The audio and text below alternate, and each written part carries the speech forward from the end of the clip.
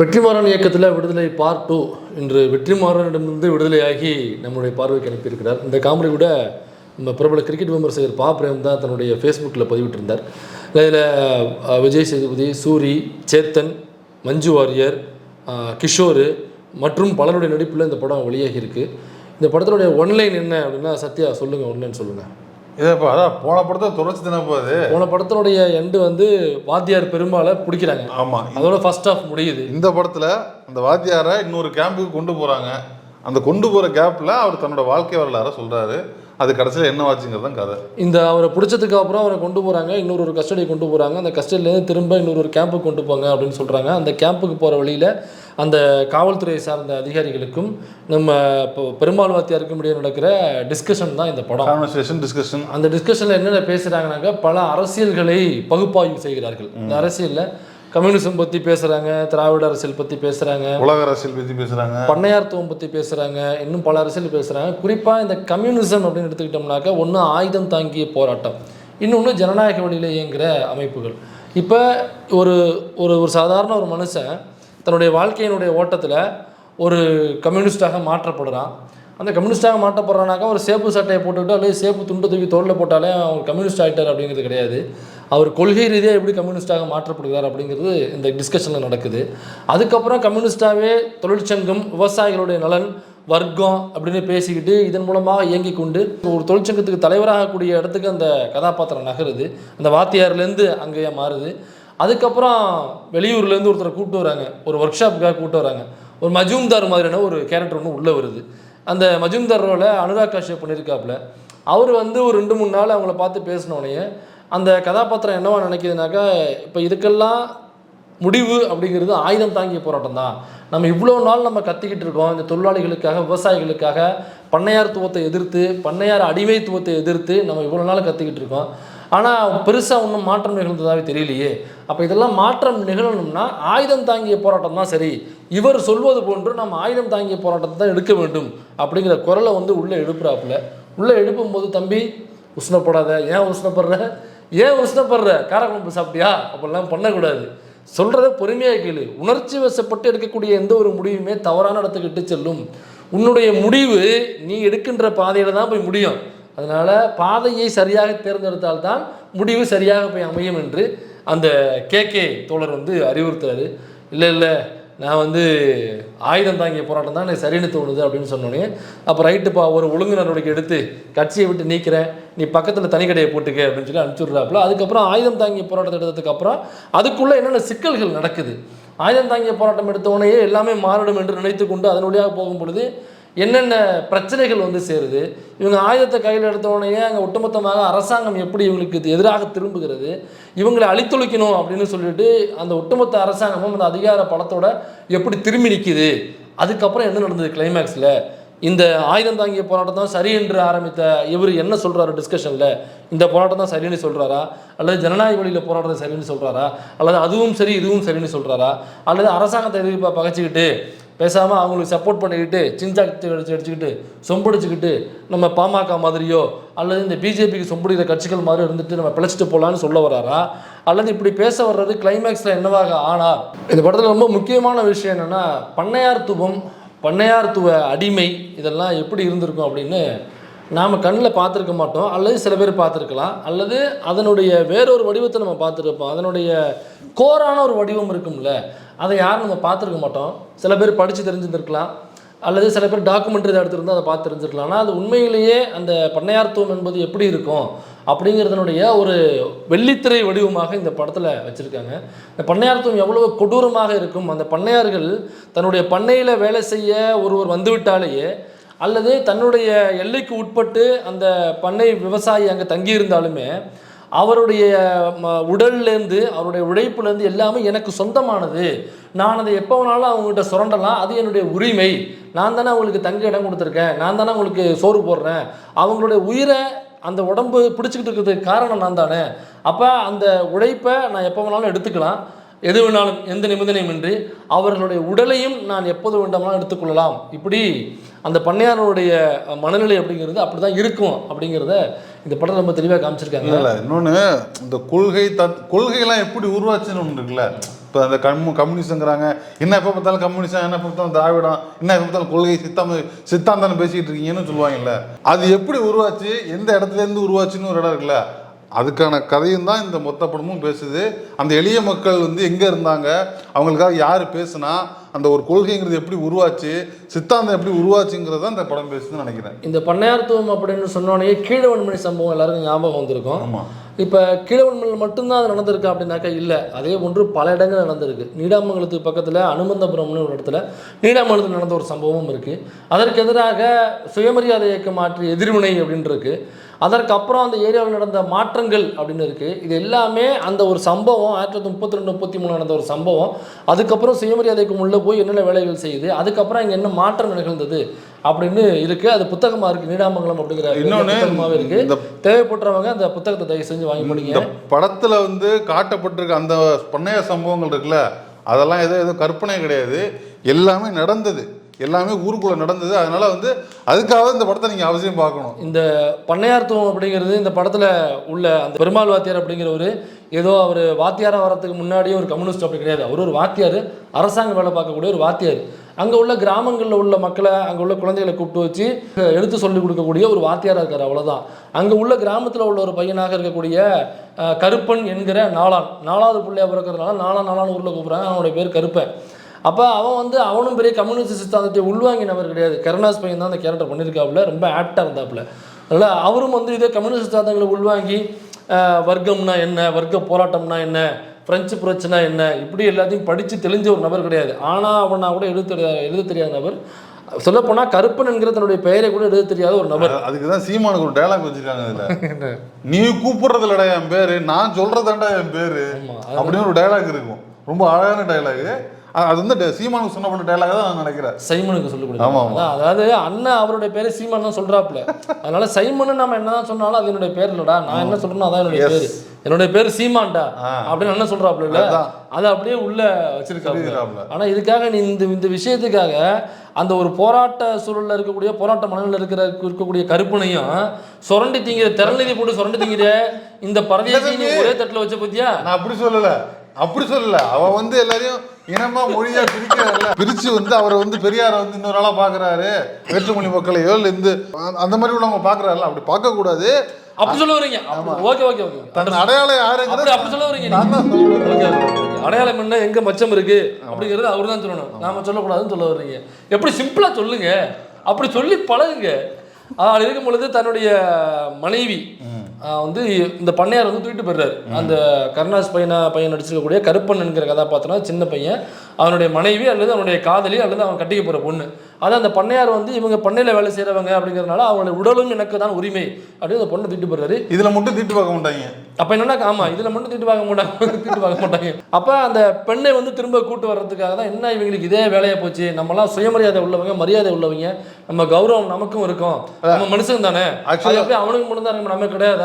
அப்ப இதுதான் கடைசியா இருக்கணும் அவன் தூக்கிட்டு போறது. இல்ல இதுக்கு முன்னாடி சம்பவம் நிறைய பேருக்கு நடந்து கூட இருக்கலாம். இல்ல நிறைய நடந்திருக்குங்கிறத நம்ம புரிஞ்சுக்கலாம். அப்ப அது ஒரு இயல்பான ஒரு நடவடிக்கை. பண்ணையாரு அந்த பண்ணையில வேலை செய்ய போனாக்கா அது இயல்பாக நடக்கக்கூடிய ஒரு ரூல்ஸ், அது ப்ரொசீஜர் அப்படின்ற மாதிரி இருக்கிறதுனாலதான் அதை பார்த்து ஒரே ஒருத்தன் கொந்தளிக்கிறான். அதை கொந்தளிச்சு அந்த ஊரை கூட்டு போய் திரும்ப அந்த ஒரு கம்யூனிஸ்ட் கொடியில உள்ள அந்த கற்கருவா இருக்கும்ல, அதை அடிச்சுட்டு போய் அந்த கருக்கருவா வச்சு எல்லாரையும் போட்டு தள்ளுறான். ஓப்பனிங்கே கருக்கருவாதான்ப்பா. போட்டு தள்ளி அந்த பெண்ணை திரும்ப கூட்டு வர்றான். இப்போ இவருக்கு வந்து கம்யூனிசம்னா என்னன்னு தெரியாது, ஆனால் தான் சுரண்டப்படுறாங்கிறது அவருக்கு தெரிஞ்சிருக்கு. தான் வந்து அவ்வளோதான் கம்யூனிசம். ஆமாம் இல்லையா, சுரண்டப்படுறாங்க தெரிஞ்சிருக்கு, தன்னுடைய உரிமை என்ன, தன்னுடைய உரிமையை பறிக்கிறாங்க தெரிஞ்சிருக்கு, அதை மீட்டெடுக்க போறான்ல ஒரு உரிமை குரலா, அவன் தான் கம்யூனிஸ்ட். அதுல கருப்பனும் ஒரு கம்யூனிஸ்ட் தான். அந்த படத்தினுடைய செகண்ட் பார்ட்டினுடைய முதல் கம்யூனிஸ்டே கருப்பன் தான். மக்களுக்கான போராட்டங்களை முன்னெடுக்கக்கூடிய ஒரு அமைப்பு அல்லது ஒரு போராளி அரசாங்கத்தை எதிர்த்து கேள்வி வைக்கும் பொழுது அவங்கள பற்றின நியூஸ் செய்திகள் வந்து எப்படி அரசாங்கத்தின் மூலமாக கட்டுப்படுத்தப்பட்டு செய்தி சேனல்களில் அல்லது நியூஸ் பேப்பர்ஸில் எப்படி ஃபேப்ரிகேட் செய்யப்பட்ட அந்த செய்திகள் வந்து தனக்கு சாதகமாக அரசாங்கம் அல்லது அதிகாரத்தில் உள்ளவங்க எப்படி அந்த செய்தியை மாற்றி வெளியிடுறாங்க, அது ஒரு பாயிண்ட் ஆஃப் வியூ. இன்னொன்று, அந்த உண்மையான போராளிகள் அந்த அமைப்புக்கிட்ட போயிட்டு இப்படி ஒரு செய்தி வந்திருக்குன்னு நீங்கள் கேட்டிங்கனாக்கா அவங்க கொடுக்கக்கூடிய தகவல் வேறு ஒன்றா இருக்கும். அப்போ ரெண்டுத்தையும் வச்சாக்கா என்ன முடிவு அப்படிங்கிறது மக்கள் நீங்களே முடிவு பண்ணீங்க. வெளியில் வர்ற செய்தியை மட்டுமே வச்சு முடிவு பண்ணாதீங்க. ஏன்னாக்கா வெளியில் வர்ற செய்தி ஊடகங்கள்லேருந்து சேனல்ஸ்லேருந்து எல்லாமே இங்கே அரசு கட்டுப்பாட்டுக்குள்ளே இருக்கும். அப்படி இருக்கும் பொழுது அரசாங்கத்தை எதிராக கேள்வி கேட்கக்கூடிய ஒரு அமைப்பு, அந்த அமைப்பை பார்த்து அந்த அரசாங்கம் பயப்படுது அப்படின்னாக்கா அந்த அமைப்புக்கு ஆதரவாக எப்படி அந்த அரசாங்கம் செய்திகளை வெளியிட வைக்கும்? ஒருவேளை அந்த அமைப்புக்கு ஆதரவாக அந்த அமைப்பு என்னென்ன செய்கிறது, மக்களுக்கு ஆதரவாக மக்கள் பக்கம் நின்று அந்த அமைப்புகள் எப்படியெல்லாம் குரல் கொடுக்கிறது அப்படிங்கிறத அந்த செய்தி நிறுவனம் வெளியிட்டுச்சுனாக்கா அதை அந்த அரசாங்கம் இருக்க விடுமா போன்ற கேள்விகள்லாம் இந்த படத்தில் எழுப்பியிருக்காங்க.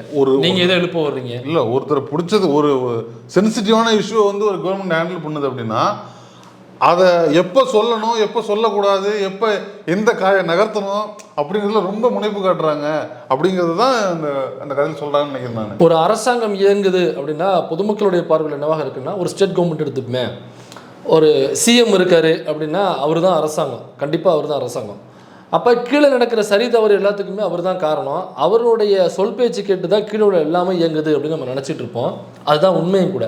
ஆனால் அவர் மட்டுமே இல்லை, இந்த அரசாங்கம், இந்த சிஸ்டம் அப்படின்னு சொல்கிறோம்ல, இந்த சிஸ்டம்ங்கிற மிஷின் இருக்குல்ல, அது எப்படி இயங்கும்னாக்கா எனக்கு தெரிஞ்ச வரைக்கும் சிஎம், அந்த அமைச்சரவை, அப்புறம் அதுக்கு கீழே உள்ள காவல்துறை அதிகாரிகள், பியூரோக்ரஸி. ஸோ இந்த பியூரோக்ரஸியும் இந்த அமைச்சர்கள், சிஎம், இதுக்கு இடையில ஒரு கம்யூனிகேஷன் இருக்கும். இது ரெண்டும் சேர்ந்து தான் இந்த அரசு அப்படிங்கிற என்ஜினை இயக்குறது. அப்போ சில சமயம் அந்த சிஎம் சொல்கிறத அந்த பியூரோக்ரஸி அப்படியே ஃபாலோ பண்ணும், இப்படி செய்யுங்க. சிஎம் கையில் பியூரோக்ரஸி இருக்கும். ஆமாம், இல்லை பியூரோக்ரஸி கையில் சிஎம் இருக்கும். ஆமாம், பியூரோக்ரஸி கை, இப்போ சிஎம் கையில் பியூரோக்ரஸி இருக்குனாக்கா அது டிஎம்கே கவர்மெண்ட்டு, பியூரோக்ரஸி கையில் சிஎம் இருக்காருனாக்கா அது இபிஎஸ் கவர்மெண்ட்டு. ரொம்ப சிம்பிளாக சொல்லணும்னாக்கா அப்படி தான். ஸ்டெர்லைட்டில் கொண்டு போய் சுட்டாங்கல்ல, அந்த மாதிரி ஏன்னே தெரியல, டீயை பார்த்தா தெரிஞ்சுக்கிட்டேன் அப்படின்னாக்கா பியூரோக்ரஸி கையில் இப்போ சிஎம் இருந்திருக்காரு. இப்போ அப்படி இல்லை. அப்போ இப்போது சில சமயம் சிஎம் சொல்கிறத பியூரோக்ரஸி அப்படியே ஃபாலோ பண்ணுவாங்க, அவர் கேட்குற ரிசல்ட்டை கொண்டு போய் கையில் கொடுத்துருவாங்க. சில சமயம் என்னாங்கனாக்கா ரொம்ப கிரிட்டிக்கல் சுச்சுவேஷன் அப்படின்னாக்கா அந்த பியூரோக்ரஸியே சேர்ந்து ஒரு முடிவெடுத்துரும், இப்படி பண்ணலாம் அப்படி பண்ணலாம் அப்படின்னு சொல்லிட்டு அதை கம்யூனிகேட் பண்ணுவாங்க சிஎம் கிட்ட. அப்போ கம்யூனிகேட் பண்ணி ஒரு முடிவுக்கு வந்து அதை ஃபாலோ பண்ண போவாங்க. அப்படி ஃபாலோ பண்ண போது அவங்களுக்கு பியூரோக்ரஸிக்கு கீழே உள்ள வேலையில் இருப்பாங்க, அதுக்கு கீழே இருக்கும், அதுக்கு கீழே கடைசி வரைக்கும் போகும்ல. அதில் எவனாவது ஒரு பதவி உயர்வுக்கு ஆசைப்பட்டு அவன் அந்த பிளானையே கொலாப்ஸ் பண்ணி அவனா ஒரு பிளானை போட்டு எக்ஸிக்யூட் பண்ணிட்டான்னு வச்சுங்க. இப்போ டோட்டலாக அவங்க என்ன பண்ணுனாக்கா இது பியூரோக்ரஸிக்கு போய் பியூரோக்ரஸிக்கு மண்டையை குழப்பிப்பாங்க. இப்போ இதை திரும்ப எப்படி மண்டையை, எல்லாத்துக்கும் சிஎம் தான் பதில் சொல்லணும். திரும்ப எப்படி எனக்கா இதை ஒட்டி சிஎம் எங்கேயோ ஒரு ப்ரெஸ் மீட் கொடுத்துருப்பாரு. இதை இவங்க பியூரோக்ரஸி கொடுத்த டீட்டெயில் வச்சுட்டு சிஎம் போயிட்டு வேற ஏதோ ஒரு ப்ரெஸ் ரிலீஸ் பண்ணியிருப்பாரு. இப்போ டோட்டலாக எல்லாத்தையும் மாற்றி ஆகுங்கிற இடத்துக்கு வரும். அப்போ இந்த பியூரோக்ரஸி என்ன மண்டையை கழுவி புது ரூட்டை போட்டு இந்த நியூஸ் எல்லாம் வேற ஒரு ஃபேப்ரிகேட் நியூஸாக மாற்றி எப்படி சிஎம் மண்டையை கழுவுறாங்க இப்படிங்கிறது இருக்கும். இது எல்லாமே ஒட்டுமொத்தமாக சிஸ்டம். இது இந்த விடுதலை படத்தில் இந்த சிஸ்டம் எப்படி இயங்கும் அப்படிங்கிறது ஒரு போர்ஷனாக இருக்குது. வெளியில் ஒரு பெரிய கலேபரம், மிகப்பெரிய ஒரு விடுதலை அமைப்பு, மக்களுக்காக இயங்கக்கூடிய அமைப்பு. இப்போ அந்த அமைப்பை வந்து தீவிரவாதிகள் அமைப்பு அப்படின்னு பிராண்ட் பண்ணி அதை நியூஸ் ஆக்கி வெளியில், அதாவது அவங்களால் பயன்படுகிற மக்களுக்கு தெரியும், ஆனால் வெளியில் உள்ள மக்களுக்கு தெரியாது இல்லை. அவங்கள பொறுத்த வரைக்கும் இந்த நியூஸ் என்ன சொல்லுதோ அதுதான், வெளியில் என்ன நியூஸாக போதோ அதான் மக்களுக்கு. தீவிரவாதிகள்னா வெளியில் உள்ள மக்களுக்கு தீவிரவாதிகள் தான். துப்பாக்கியோட ஒரு ஃபோட்டோ எடுத்து போட்டாக்கா அவன் தீவிரவாதி அப்படின்னு சொல்லிடுவாங்க. ஏன்னா ஆயுதம் தாங்கிய போராட்டம் தீவிரவாதி. ஸோ இப்படி சொல்லி அவங்கள போட்டு தள்ளுறது அப்படின்னாக்கா அதை எப்படி வந்து நியூஸாக வெளில போகுது, கொண்டு மக்கள்கிட்ட சேர்க்குறாங்க. இது எல்லாத்தையுமே இந்த விடுதலை படத்தில் ரொம்ப தெளிவாக சொல்லியிருக்காங்க. குறிப்பாக வெற்றிமாறன் வந்து இந்த சிஸ்டம் இருக்குல்ல, இந்த சிஸ்டத்துக்குள்ளே போய் அவர் டிஸ்கஸ் பண்ணுவார். எல்லா படத்துலையுமே சரி, இதுக்கு முன்னாடி உள்ள விசாரணை படத்துலையுமே அப்படி தான். ஒரு மனுஷன் ஒரு காக்கி சட்டையை போட்டு ஒரு டிபார்ட்மெண்ட்டுக்குள்ளே போகிறான் அப்படின்னா அவன் என் அண்ணனாக இருப்பான், அல்லது உங்கள் தம்பியாக இருப்பான், இந்த அவன் சித்தப்பாக இருப்பான், யாரோ ஒருத்தவன் தான் நம்ம வீட்டுக்குள்ளே இருந்தால் ஒரு காக்கி யூனிஃபார்மை ட்ரைனிங் முடிச்சுட்டு உள்ளே போட்டு போகிறான். ஆனால் அவன் எங்கேயோ ஒரு ரோட்டில் நின்று ஒரு டியூட்டி பார்க்கும் பொழுது யாரோ ஒருத்தவங்க அவங்கள பார்க்கும் பொழுது ஏன் வில்லன் பார்வை விட பார்க்கணும், ஏன் ஒரு நாமளே போகும்பொழுது ஒரு போலீஸை பார்க்கும்பொழுது ஒரு வில்லனாக தானே அவங்க பார்க்குறோம், ஒரு எதிரியாக பார்க்குறோம்ல, அந்த பார்வை ஏன் இங்கே வந்திருக்கு? அதான் ட்ரைனிங். அப்போ ஆமாம், அப்போ உள்ள உங்கள் அண்ணனா என் தம்பியாக உள்ளே போனவன் எப்படி பொதுமக்கள் பார்வையில் ஒரு வில்லனா ஏன் அவன் சித்தரிக்கப்படுறான் அல்லது ஏன் பார்க்கப்படுறான், உள்ளே போனோன்னே ஏன் அப்படியான செய்கைகளுக்கு அவன் ஆட்படுறான்? எல்லா போலீஸையும் சொல்ல, பெரும்பான்மையான போலீஸ் அப்படி இருக்காங்க அப்படிங்கிறது வெற்றிமாறன் அவருடைய திரைப்படத்தில் எல்லா படத்துலையுமே சொல்லிட்டே இருப்பாங்க. அதை பற்றின டிஸ்கஷன் இந்த படத்துலையும் நடந்திருக்கு. எப்போவுமே இன்ஃபார்மர் அப்படிங்கிறது போலீஸ் வந்து வெளில வச்சுருப்பாங்க, பலரை காட்டி கொடுக்குறதுக்காக வெளியிலேருந்து காட்டி கொடுப்பாங்க. இன்ஃபார்மருங்கிறது உண்மையாக கிடையாது, அது டூ வே. அவங்க போராளிகள் குழுக்கள் இருக்காங்க அப்படின்னாக்கா அவங்களும் போலீஸ் டிபார்ட்மெண்ட்டுக்குள்ளே இன்ஃபார்மர் வச்சுருப்பாங்க. ஸோ அது எப்படி இயங்கும் அந்த ஒரு போர்ஷன் இருக்குல்ல. அப்போ இன்ஃபார்மரு போலீஸ் டிபார்ட்மெண்ட்லேருந்து எப்படி இன்ஃபர்மேஷன் கொடுப்பாங்க, அந்த செய்தி பரிமாற்றங்கள் எப்படி நடக்கும், மிகப்பெரிய ஒரு போலீஸ் ஆஃபீஸரை வச்சுக்கிட்டு அவருக்கு உண்மையாக இருக்கக்கூடிய ஒரு போலீஸே இன்ஃபார்மராக அமைப்புகளுக்கு இருப்பாங்க. அப்போ அவங்க எப்படி செய்தியை பாஸ் பண்ணுவாங்கன்றது இருக்குல்ல, ஒரு மெசேஜ் எடுத்து அப்போ வாட்ஸ்அப் கிடையாது, வாட்ஸ்அப் கட்டுறதுக்கோ அல்லது ஃபோன் பண்ணி எல்லாம் கோடு சரியா, அந்த கோடோட எப்படி யூஸ் பண்ணுறாங்க, அதை எப்படி வந்து அவங்களுக்குள்ள கம்யூனிகேட் ஆகிருக்கு அப்படிங்கிற ஒரு போர்ஷன் இருக்குது. அதில் ஒரு வக்கீல் ஒருத்தர் இருப்பார், அவர் நம்ம பாலாஜி சக்தியோட தான் அந்த ரோல் பண்ணியிருக்காரு. அந்த வக்கீல் வந்து மிகப்பெரிய ஒரு ரோலாக இருப்பார். அவர் ஒரு கம்யூனிஸ்ட் சித்தாந்தம் சார்ந்த ஒரு வக்கீல், பார் கவுன்சில், இப்படி நிறைய கான்டாக்ட் வச்சுக்கூடிய ஒரு வக்கீலாக இருப்பார். ஸோ அமைப்புகள் எப்போவுமே இந்த மாதிரி அமைப்புகள் ஒரு லெஃப்டாக படித்து அதுலேருந்து வக்கீல்கள் நிறைய பேர் இருப்பாங்கல்ல, இவங்க எப்படி இந்த அமைப்புகளுக்கு உதவி பண்ணுறாங்க, எப்படி பெரிய ரோலாக இருக்காங்க அவங்க, அதுவும் வக்கீலில் டக்குன்னு போய் சட்டையை பிடிச்சி தரதரன்னு எடுத்துகிட்டு வந்து கைது பண்ண முடியாது. ஸோ அப்படியாப்பட்ட இடத்துல இருக்கிறவங்க எப்படி இந்த அமைப்புகளுக்குள்ள உதவிகள் செய்கிறாங்க, இந்த மாதிரி இந்த பக்கம் உள்ள போஸ்டே ரொம்ப தெளிவாக அதில் கையாண்டு. அது மட்டும் இல்லாமல் இந்த படம் இருக்குல்ல, இப்போ நம்ம 70 வந்து ஒரு கம்யூனிஸ்ட் படம் எடுக்கிறது வந்து பெரிய விஷயம் கிடையாது. நம்ம இவ்வளோ வளர்ந்த பிறகு, இவ்வளோ படித்த பிறகு, இவ்வளோ வந்து என்னது ரொம்ப டெவலப்மெண்ட்டாக இருக்கிறோம். கம்யூனிஸ்ட் என்னடா, கம்யூனிஸ்ட் சித்தாந்தம் எங்கள் தலைவர் தாவேக்கா, எங்கள் தலைவர் வந்துடுவார்ற அப்படின்னு பூமி பந்த கையில் கொடுத்தோம்னாக்கா அப்படியே அலேக்கா புரட்டி வச்சிருவாரு அப்படின்னு சொல்றாங்க. எங்கள் அண்ணன் அதிபர் ஆகிட்டாருனாக்கா அவ்வளோதான்டா, ஈரத்தை அப்படியே கட்டி இழுத்துட்டு வந்துடுவார்ற அப்படிங்கிறவங்களுக்கு மத்தியில் ஏன்டா பண்ணையார்த்துவம்னா என்னன்னு தெரியுமாடா, நம்முடைய முன்னோர்கள் அங்கே எவ்வளவு அடிமைப்பட்டு கிடந்தாங்க தெரியுமாடா, அதெல்லாம் நம்ம தாண்டி இந்த 2020 இங்கே இப்படி டீசெண்டாக ஒரு சுயமரியாதையோட நம்ம வாழ்றதுக்கு இதற்கு பின்னாடி தன்னுடைய ஒட்டுமொத்த வாழ்க்கையுமே தியாகம் செஞ்ச தோழர்கள் எவ்வளோ பேர் இருக்காங்க தெரியுமாடா அப்படிங்கிறத சொல்கிறது தான். அது மட்டும் இல்லாமல் அதை பற்றின நிறைய பேருக்கு நிறைய கேள்விகள் இருக்கும். ஒரு கான்வர்சேஷன் பண்ணுறதுக்கோ டிஸ்கஷன் பண்ணுறதுக்கோ நிறைய நீங்கள் கேள்விகள் கேட்டுகிட்டே இருந்திருப்பீங்க. அது எல்லாத்துக்குமான பதிலாக இந்த விடுதலை 2 இருக்குன்னு நினைக்கிறேன். அதோட இது வந்து அடல்ட் ஆமாம் சர்டிஃபிகேட் கொடுத்துருக்காங்க. அதனால குழந்தைகளை கூட்டு போகக்கூடாது, கூட்டு போனீங்கன்னாக்க அனுமதிக்க மாட்டாங்க தேட்டருக்குள்ள. ஏன்னா பல காட்சிகள் வந்து இது கம்யூனிசம் கொஞ்சம் பண்ணையார்த்துவத்துக்கு எதிராக அப்படின்னு இருக்கிறது நிறைய வந்து வன்முறை காட்சிகள் இருக்கு. நாம் தமிழர் தாவேக்கெல்லாம் எப்படி போகிறது சின்ன குழந்தை அப்போ ஆனால் படம் அவங்களுக்காக தான் எடுத்திருக்காங்க. அவங்களுக்கு முஃபாசான ஒரு படம் ரிலீஸ் ஆயிருக்கு, நீங்களாம் அங்கே போய் பாருங்க, போகும்போது பார்த்துக்குங்க. இந்த படத்துக்கு குழந்தைகளை கூட்டு போன அனுமதி கிடையாது. ஆனால் பெரியவர்கள் கண்டிப்பாக இந்த விடுதலை படத்தை தவறாமல் பார்த்துருங்க. தாவேக்காவும் பார்க்கணும், நாத்தாக்காவும் பார்க்கணும். கண்டிப்பாக தாவேக்கா இல்லை உங்களுக்கு அனுமதி இருக்காது.